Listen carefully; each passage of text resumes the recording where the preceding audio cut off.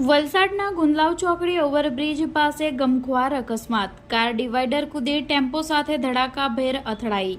વલસાડના national highway number 48 પર ગુંદલાવ ચોકડી ઓવરબ્રિજ નજીક એક ગમખ્વાર માર્ગ અકસ્માત સર્જાયો હતો, જેમાં એક પૂરપાટ ઝડપે દોડતી કારના ચાલકે સ્ટીયરિંગ પરથી કાબુ ગુમાવતા કાર ડિવાઈડર કૂદીને સામેના રોડ પર આવી ચડતા સામેથી આવતા ટેમ્પો સાથે ધડાકાભેર અથડાઈ હતી।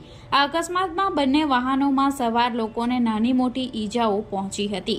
ઘટના સ્થળ પરથી પ્રાપ્ત વિગત અનુસાર વાપીથી સુરત તરફ જઈ રહેલી કાર નંબર GJ05JN 2442 ના ચાલકે ગુંદલાવ ઓવરબ્રિજ ઉતરતાની સાથે જ અચાનક સ્ટીયરિંગ પરથી કાબુ ગુમાવ્યો હતો। કાબુ ગુમાવતા કાર ડિવાઈડરને કૂદીને રોડની સામે બાજુએ જતી રહી હતી। સામેના રસ્તા પર તે જ સમયે ટેમ્પો નંબર GJ05BZ 6007 આવી રહ્યો હતો। કાર સીધી જ ધડાકાભેર ટેમ્પો સાથે અથડાતા અકસ્માત સર્જાયો હતો। ટેમ્પો ચાલક સચિન લાજપોર ગામનો રહેવાસી છે અને તે વાપી ખાતે સામાન લેવા માટે જઈ રહ્યો હતો। આમ સામસામેના ભયંકર અકસ્માતમાં બંને વાહનોને ભારે નુકસાન થયું હતું। સદનસીબે બંને વાહનોમાં સવાર લોકોને ગંભીર ઈજાઓ થવાને બદલે નાની મોટી ઈજાઓ પહોંચી હોવાનું જાણવા મળ્યું છે।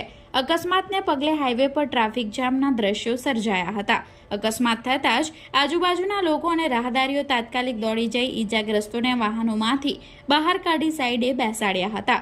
આ અકસ્માતની જાણ વલસાડ રૂરલ પોલીસને થતાં તેઓ તાત્કાલિક ઘટના સ્થળે પહોંચી ગયા હતા અને અકસ્માતગ્રસ્ત વાહનોને ક્રેનની મદદે સાઈડે કરવાથી વાહન વ્યવહાર ફરી શરૂ કરાવ્યો હતો।